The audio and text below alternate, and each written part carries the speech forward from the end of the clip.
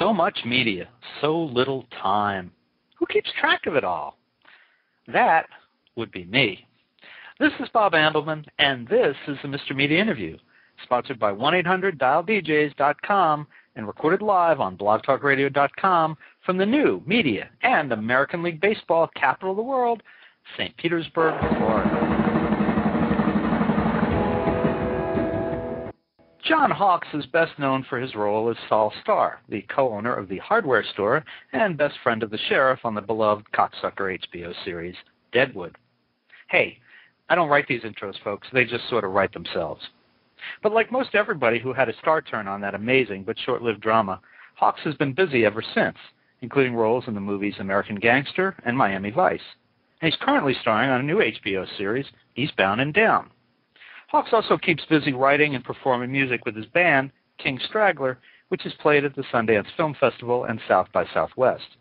Now, I'll spin one of the band's tracks, Good Man, a little later in the show. Now, this week, he's taking on his most dangerous assignment yet, that is as celebrity host of Acme Saturday Night on July 11th at the Acme Comedy Theater in Los Angeles. John, welcome to Mr. Media. Well, thank you, sir. How are you? I'm good. I'm delighted to have you here. Big fan. Oh, thank you. Thank you. Did I just say that out loud? I didn't mean to. Is that right? Are you? you don't blow smoke, Bob? No, I really try not to do that, actually. But couldn't help yourself for a moment there. That's all right. Yeah, I call you in a good mood. That's good. Yeah. big Deadwood fan for sure. And oh, great.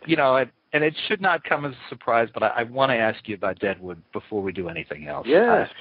The same thing I'm sure a million people ask you. Will we ever see the likes of it again? Will there ever be that early promised movie that has never materialized? Oh man, I don't know that I'm the right guy to ask, but I would say as a poker player, you got pretty bad odds on that one. But yeah.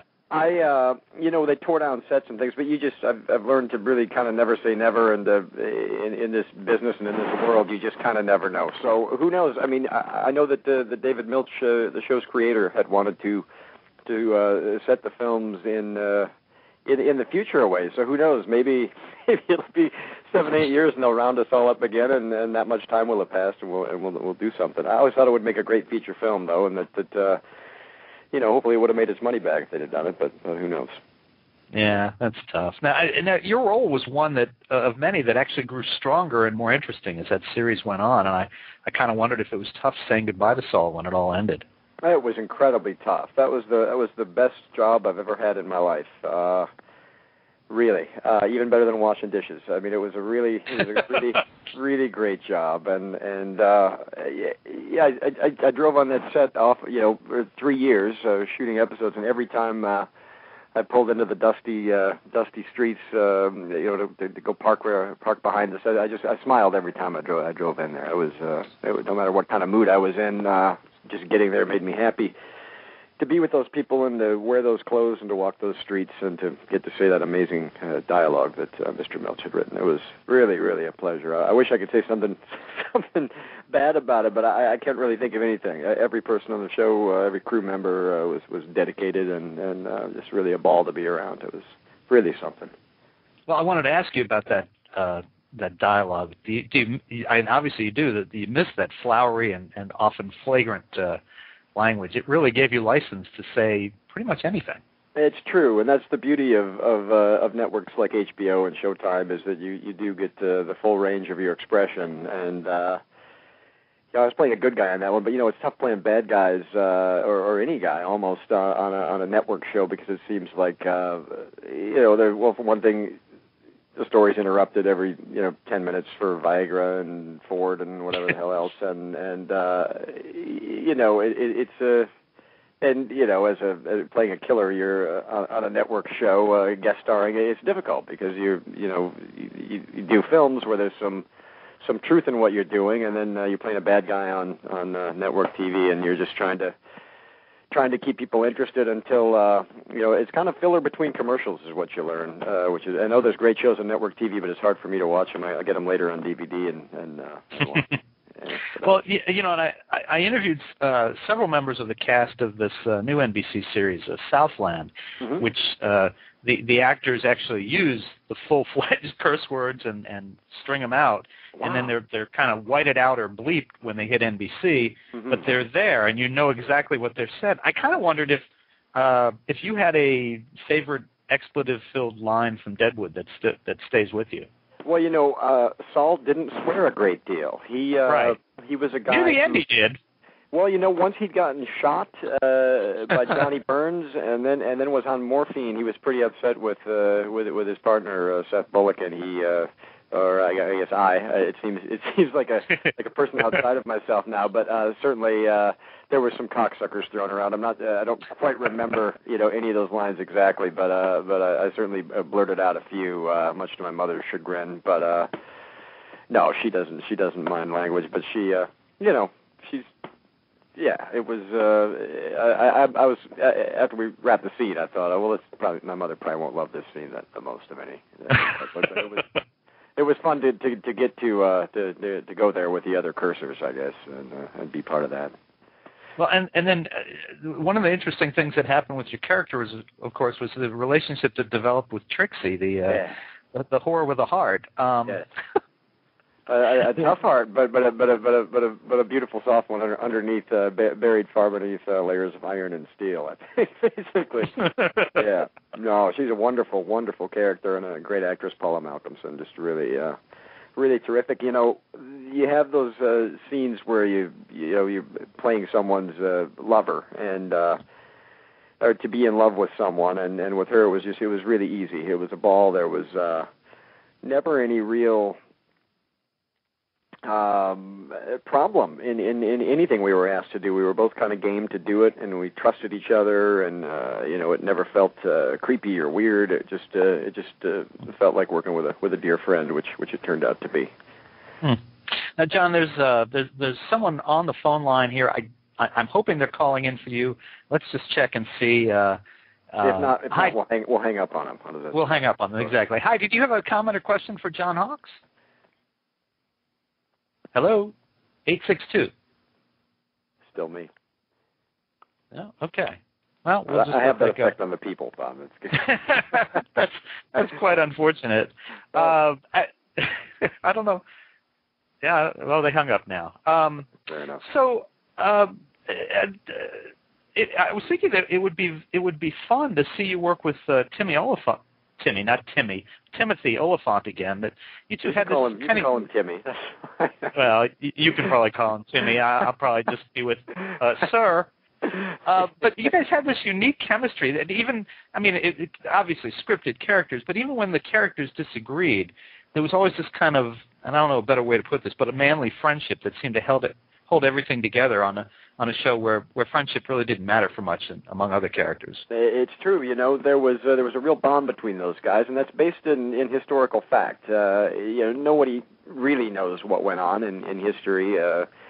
If we think about it for a minute, we guess as to how things might have been. But in real life, those guys were partners for many, many years, and had cattle interests, and Saul owned the flour mill for a while, and it was said, by the way, that when Saul Starr owned the flour mill, no one ever went hungry. But also, as mayor, he got in a little trouble with the government or the law through some kind of postal issue, fraud thing, which he was exonerated of, and then he had another fight with one of the townspeople, and this is several years after the television show took place, probably closer to 1900 or so, when he shut down a whorehouse of a family who he didn't like, and the town made him kind of reconsider and open it up again because all the others were running fine. He didn't shut any others down, and but he seemed like a guy who had a great deal of compassion, and he also got on with the Asian, the Chinese folks there.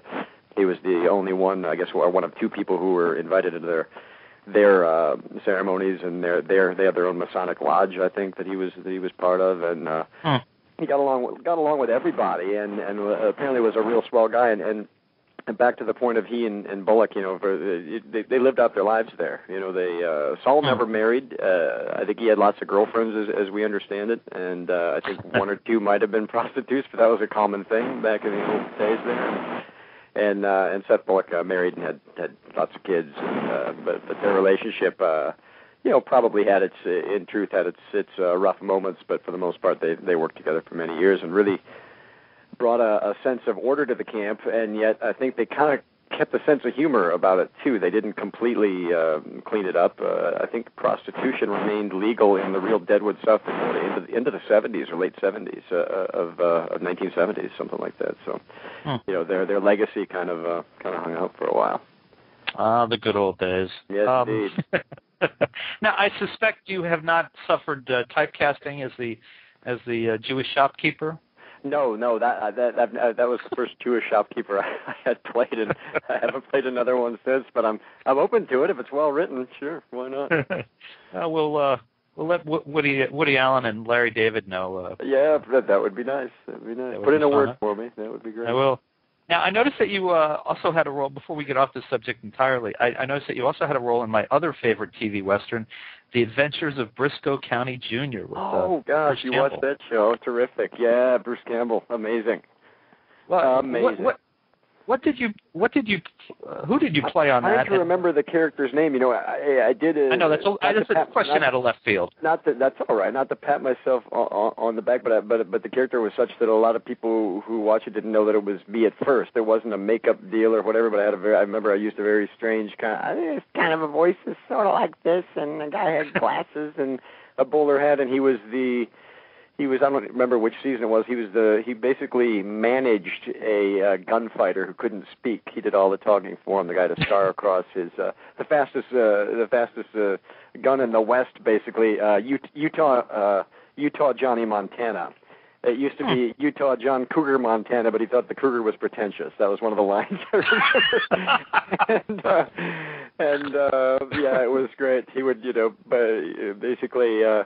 I do remember seeing where a guy came up and was making trouble, and I set it up so that, sir, you're welcome to pull your gun, put your finger on the trigger, and aim it at Utah Johnny, and go ahead and get ready to pull the trigger, and he will remain with his hand off his weapon until such time as he chooses to defend himself. And he ended up, it was just all well written and farcical and fun like that show was. It was terrific. I did not realize until literally minutes before we went on the air that you had been on there. One of the few series that I actually have the DVD set of is Briscoe County. I wish I knew what season, but yeah, it's a funny character, and it was a great show. Yeah, that would have been fun. So now you're back doing comedy. You're doing Eastbound and Down. What brought you back to another HBO series? Well, I love that network to begin with. As I said, they do allow you a lot of creative freedom, and I guess as high-minded as that sounds, it's a great thing when you're an actor or a writer, I'm guessing, or director, to be able to do work without having people wearing ties, peering over your shoulder and saying you can't do that, you can't do that, you can't do that. It was the kind of thing where if it told the story well, then it's good and it's in there, kind of deal. So, yeah, it's a great place to work, truly. And for people who have not seen it yet, tell us a little about the concept. Danny McBride. It plays Kenny Powers. You play Dustin Powers. What's the show about? Well, I don't know how many folks have heard of. Basically, it's about a baseball pitcher who, as a young man, and we learn all this in the first 5 minutes of the first episode, as a young man has a meteoric rise in the major leagues to superstardom instantly. He comes in as a rookie in the ninth inning of a World Series Game 7, and strikes out the side with the bases loaded, a late call up or late roster ad, and he's a guy with an attitude, and is not the most tactful or smart person, and he fairly quickly burns out in the majors, has a quick fall, and eventually you see his fastball on the radar gun, going from 100 to 90 to 85 to 79, and finally he's even out of the minor leagues, and tail between his legs, he has to go back to his town where he grew up in North Carolina and substitute teach gym class and live with my wife and I and kids, which we don't much enjoy. But he still thinks he's the man, and that nothing has kind of changed, and that's the jumping off point. Now, I saw an episode this week for the first time, and I saw Will Ferrell was in it. Was he playing a car dealer? He was indeed. Yes, indeed, with a Ric Flair wig. I think they wanted the ex-wrestler Ric Flair and couldn't get him or something, and so they just Will said, "I'll do it," and they had a nice wig made, a nice blonde wig made for him, and he was a hoot and a half. He's improvising right and left. He's Will Ferrell. He's just a crazy man. Very, very kind, quiet, normal guy. Fun. When the camera's not rolling, but when the camera rolls, he's a madman. It's terrific. And Craig Robinson from The Office was in a couple episodes. Indeed. Yep. Terrific. Yeah. Always good. Yeah.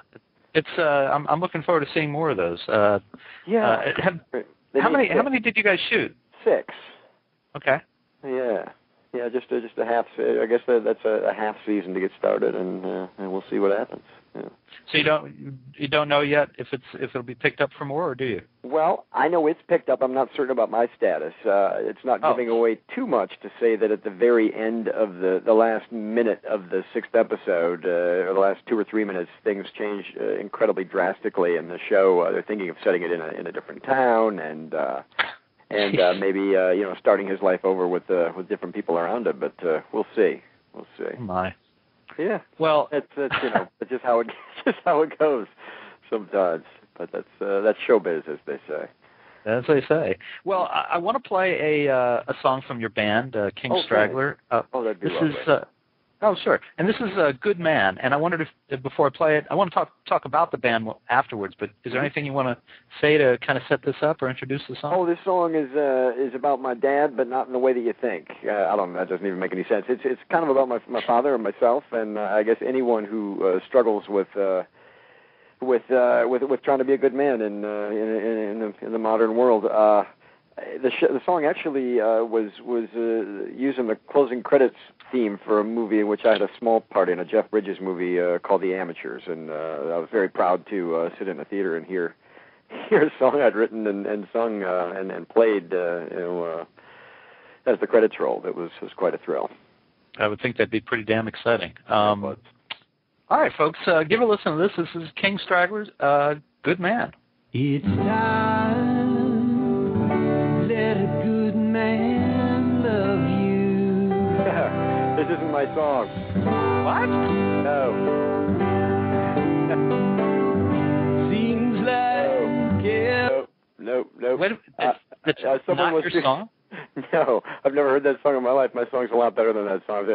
Apologies to whoever that is, but I thought that my sweetheart might have MP3'd it to you. Someone was to have, but no, I've never heard that song in my life. Oh my God! I'm sorry about that. Oh, what a shame. Well, rent the movie Amateurs and and go to the credits and listen to it. Wow, that's embarrassing. Yeah, okay. Well, kingstraggler.net, I believe it is, and there's pieces of songs there. That song's probably there. You could probably cue it up and play it. I don't think you can burn it, but you can listen to it. But anyway. My goodness. Okay, well that's awkward. Well, yeah, a little awkward. A little awkward, yeah. I'm glad you let folks know that I uploaded the song I was sent. Oh, I'm so sorry about that. Wow, that's weird. That's okay. I have no idea who that was to find out. Well, here's what we'll do. We'll get you back another time. All right. We'll play that. Fair enough. That's disappointing, but that's all right. It happens. It's fun. Again, that's show business, folks.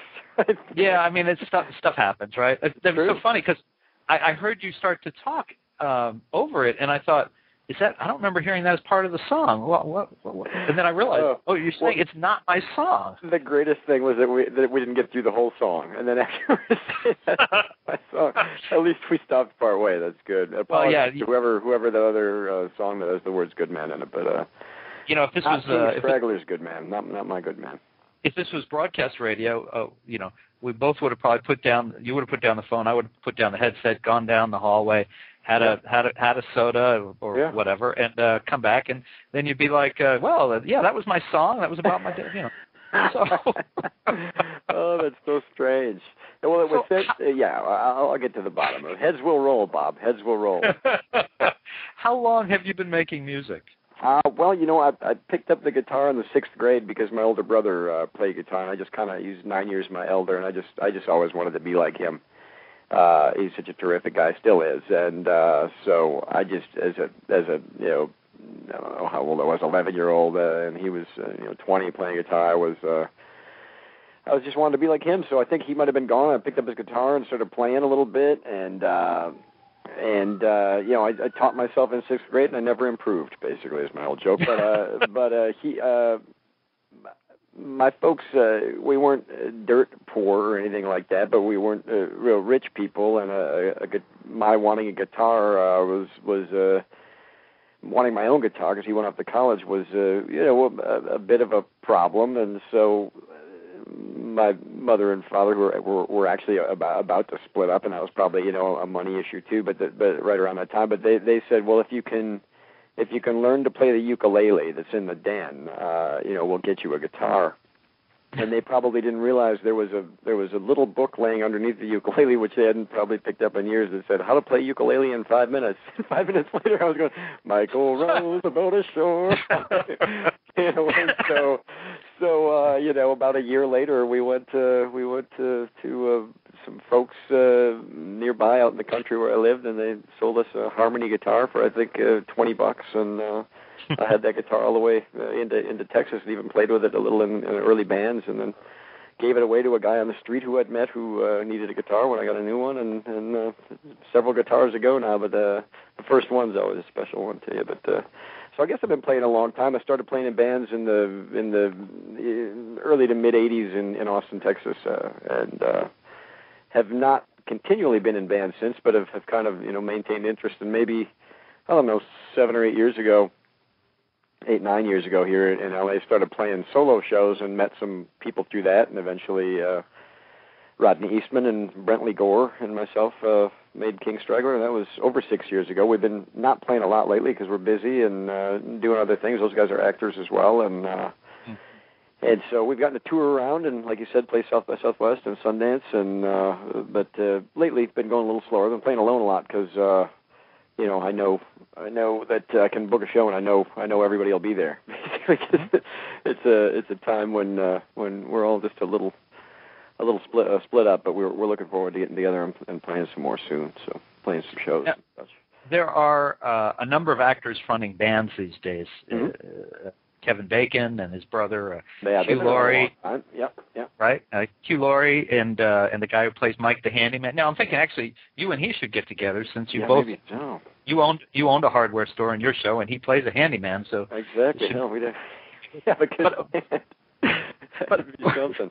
The Hammerheads. I don't know what we'd be, but yeah, there are a lot of actor bands, and I understand. The funny thing is, Bob, is and I do understand it myself as a knee-jerk reaction to an actor making music. It's a given. How big does your ego have to be? That kind of thing. But for myself and the other two actors in the band, we were all playing music before we ever were acting, and it's the kind of thing where if it helps people come in the door, even if they're going to come in arms folded and skeptical or whatever, we just want them to come. So if that helps get people to come out, even if they're ready to throw vegetables, we usually can win them over pretty quick, and it ends up going from these guys aren't bad for an actor band to these guys are not bad. They're pretty damn good. So again, I have the same kind of reaction. But the funny thing is if a musician wants to be an actor, everyone thinks that's really cool. But if an actor wants to be a musician, you might as well say that you enjoy, stabbing puppies in the eye. I don't know. It's funny. It's a strange reaction, but I understand it because I have it myself in a strange way. Oh, you're an actor and you're in a band. Wow. Well, Keanu Reeves kind of ruined it for the rest of you guys with Dog Star. He's a good guy and a decent bass player, actually. Well, I know. It was just the idea of, I think people were more turned off by the idea of Keanu Reeves actually playing as opposed to like Bill and Ted. Yeah. Now, so I got to ask you though, Bacon's band and Laurie's band, and even let's say Keanu Reeves' band. There's Julia Lewis and there's Bill Bob Thornton, and there's a lot of actor bands going on. Scarlett Johansson sung some Tom Waits covers, and so there's a lot. Actually, one of the earliest guests on the show was actually Billy Bob Thornton talking about Boxmasters. Yep. But what I want to know is, could your band kick their band's asses in a battle of the bands? Well, that I do not know, Bob. And I was raised right. I'm a Midwestern guy, and I can't really, I'm not going to throw down the gauntlet on that one. I can't go there. But who knows? Let's get some judges and throw us in an arena and see what happens. I'm up for it. We'll take all comers, I guess, basically. Well, but I got to say, okay, I was going to say, I think what you need is Ian McShane to answer that question for you. That would be nice. Okay. Bring on all them cocksuckers. I'll take care of them. That's right. So, which brings us to this. You're hosting Acme Comedy Theater's Acme Saturday Night this Saturday, July 11th. That's true. What do you and the writers have planned? Well, what are you going to do? We just now, before I call it, literally just finished shooting.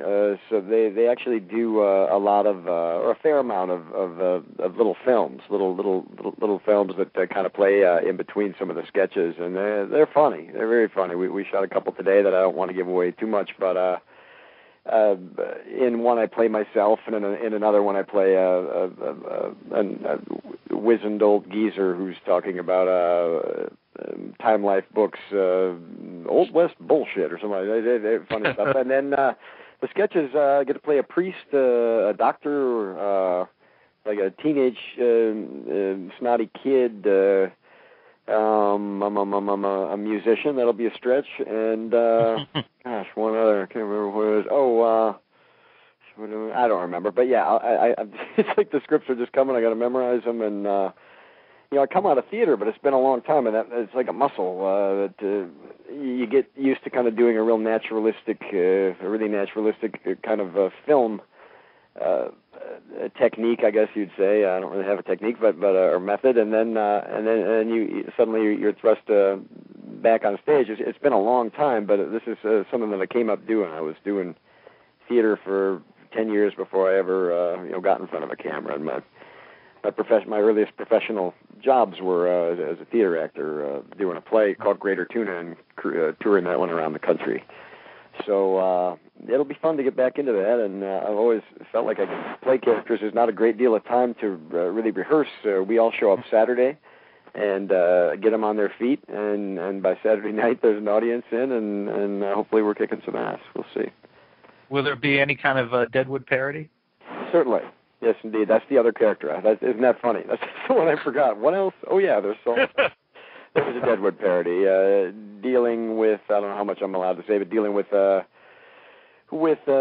guy coming in to the bank and wanting a loan for an exotic pet shop. And Saul's angle is, to eat? No, to keep as pets. Why the hell would you? That kind of thing. It goes on and on from there. Pretty great. Pretty funny. Hey, I got to tell you that can you do you have a couple more minutes? Yeah, sure. Because your girlfriend just sent me your song.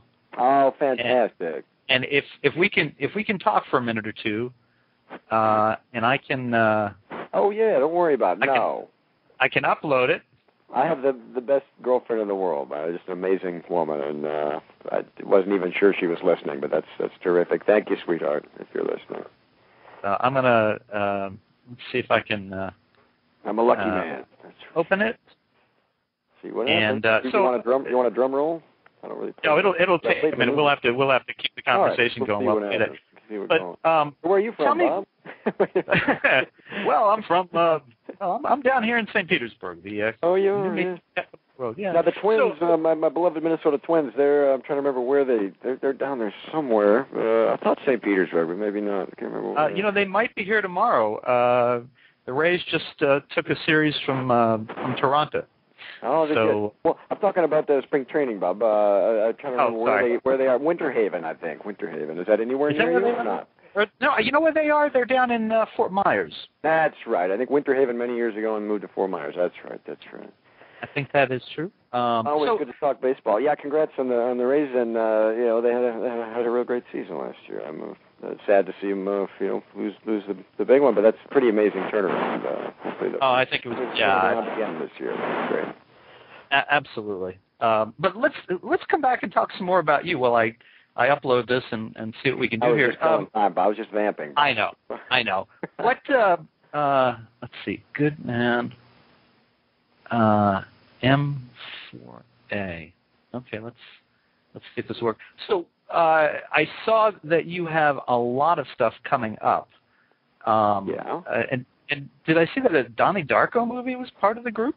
Yeah, there was a sequel. I've not seen it called S. Darko that wasn't made with the original creators. It had a lot of detractors amongst fans. I think I've not seen it. I hope it's good. It was fun to work on, and the people were nice. And who knows how that one turned out. I think it's on DVD, but I'm not sure. Not sure. It kind of came quick. So it's come and gone. I realize that. Yeah, I believe so. I kind of was busy for a couple of months and wasn't sure what was going on with things, but I think that one's kind of you can see it if you want to. I know that it had some detractors, but I think a lot of people were out to kind of get it before they even saw it, and I'm not sure who how that one came out. I don't have a huge role. If I had a much bigger part, I probably would know more about it and be more attuned to what it's doing and what it did, but. And what else do you have coming up? Well, I did a film called Winter's Bone, based on a really great novel, Daniel Woodrell book, and that shot in the Ozarks of southern Missouri in this past winter. That was really an interesting project, and I've got a great part, and the people were, again, amazing. I guess hopefully you get what you ask for in this world. I haven't had too many problems with people over all these years I've been doing it. So, but that project was exceptionally difficult and interesting and fun. As a really rough story, but I think ultimately something really good. I'm not sure where that one's standing at this point, but and about to go do a film that David Lynch is producing. A guy named David Rosenthal is writing and directing, called Janie Jones, that shoots in Iowa in about a month, I think. So playing a bass player, that'll be fun. An instrument I'm not really great on, but I'll be learning. So that's good. I played a drummer in a movie once too. I had to lie and say the Slipping Down Life, Guy Pearce and Lily Taylor. I told the producers that I've played drums really well, and then I got the part and had to find a drum teacher and learn really quickly, but it all worked out good. Would you want to do, since you kind of left things sounding open-ended on Eastbound and Down, would you want to do another series? Oh, of course. Yeah. As long as it was something that was good. For one thing, there's money there. I'm not a big movie star. I'm not going to command a huge box office, and I want to be able to take care of my family. I don't have children, but, my mother and father, and they do well on their own, but I kind of want to make sure that everybody's good. I guess I kind of want to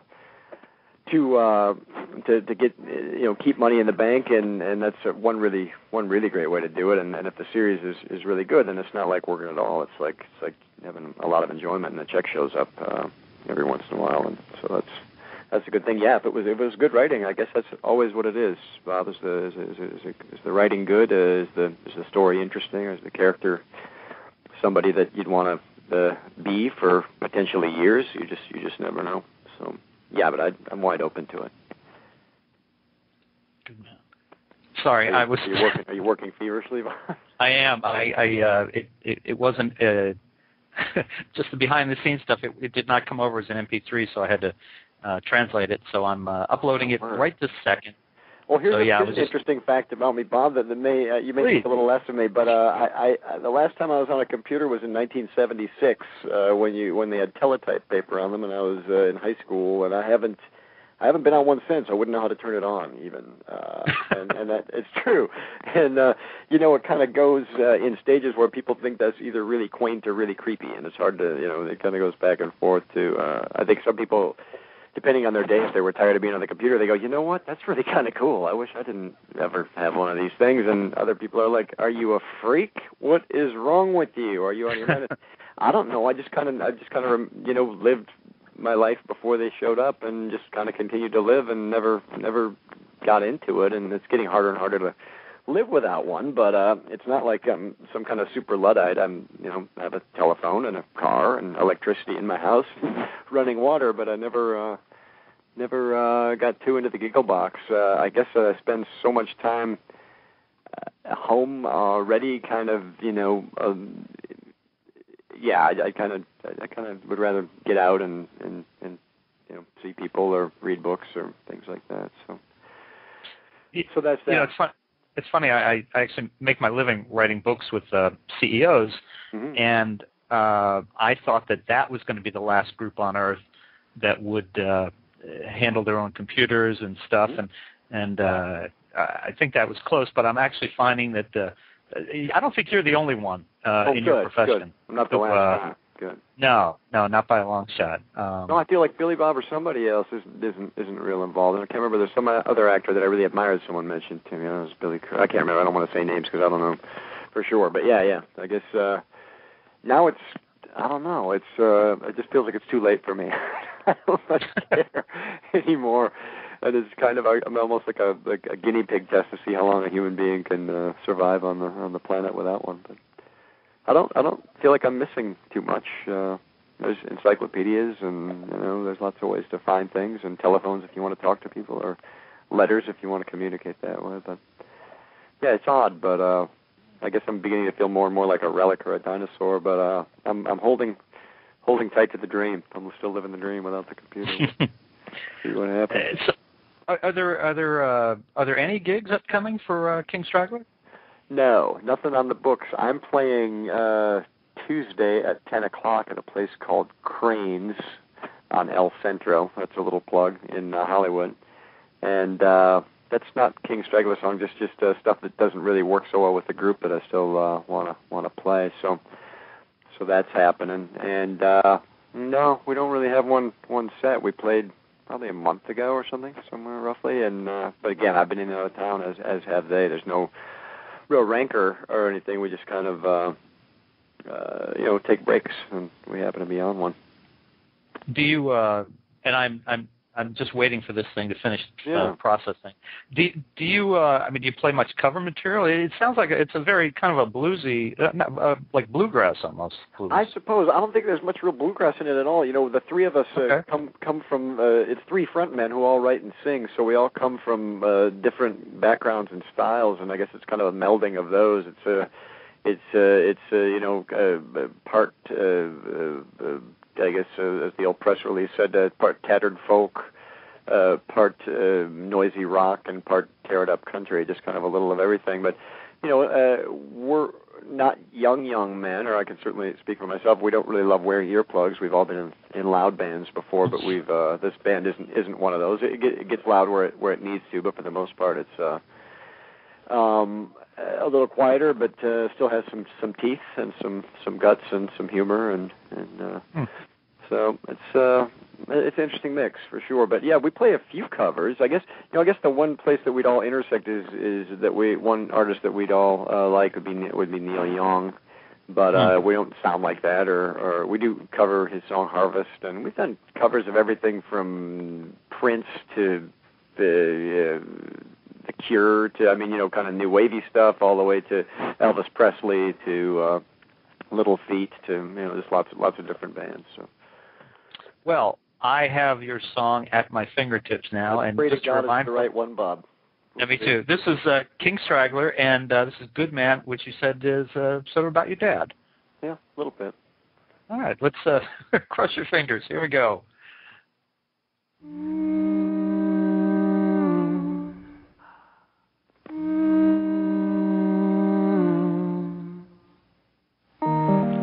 Tonight, what we play here stays here.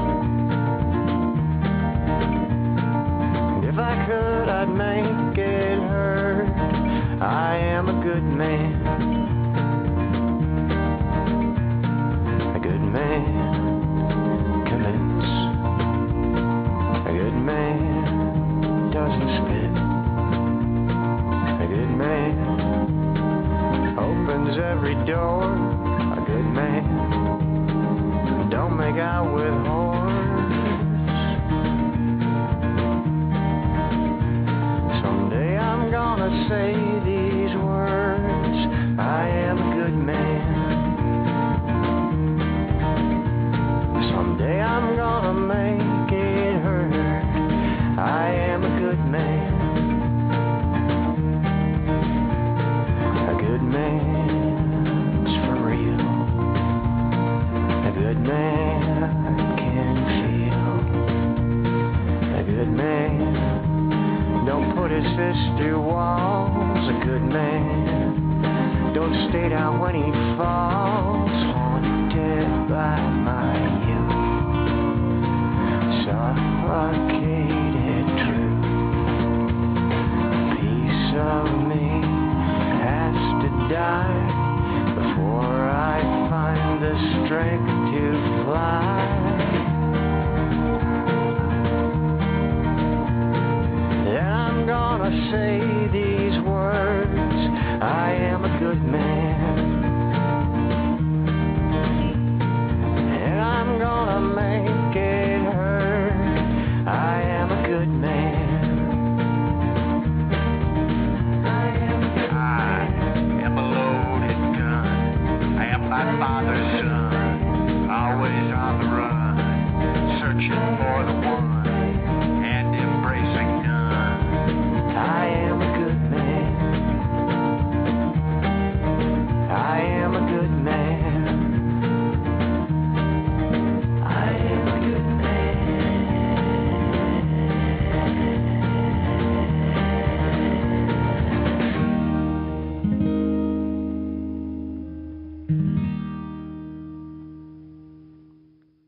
Very nice, and I trust that was the correct song. That wasn't our song either, Bob. No, I'm kidding. That is I liked it so much I just wanted to let it go. I have no idea who that was. No, that was us. That was ours.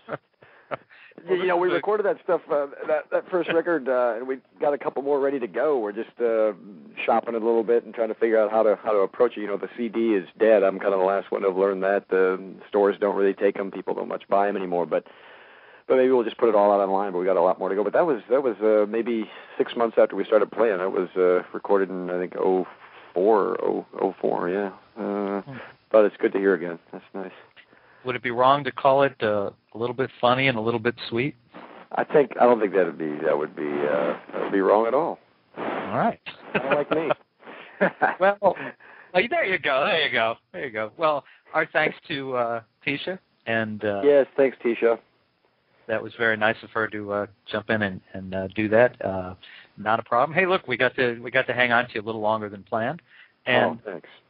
So let me tell everybody, first of all, that you can catch John Hawkes live in Los Angeles on Saturday, July 11th, when he hosts Acme Comedy Theater's Acme Saturday Night.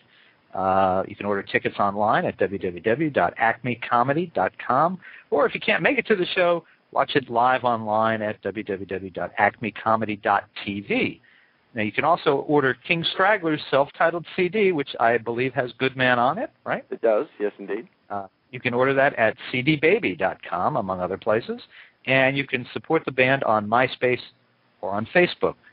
Mm-hmm. John, that was a lot of fun. It was never a dull moment here. Oh, it was really great. I thank you so much. I appreciate it. My pleasure. Thanks for hyping the Acme show. These are good people over here, and I hope we get a crowd. I think we should. I'm sure you will. And thanks so much for being with us on Mr. Media. Good to talk to you. And you. Take care. All right, you too. All right, bye-bye. And folks, for more interviews with HBO stars, you can surf over to our main website, www.mrmedia.com. That's mrmedia.com. It's where you can listen to my earlier conversations with Anna Gunn, also of Deadwood, Jeff Garland of Curb Your Enthusiasm, and many more.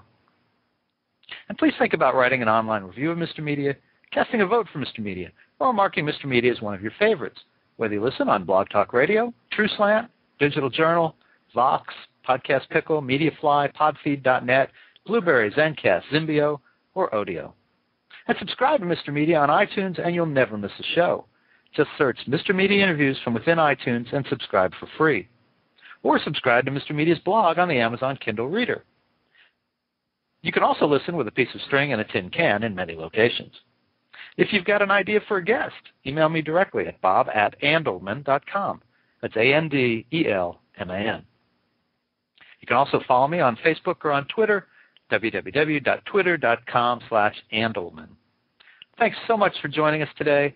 Always appreciate when you give us a piece of your day. And thanks for listening. Bye, everybody.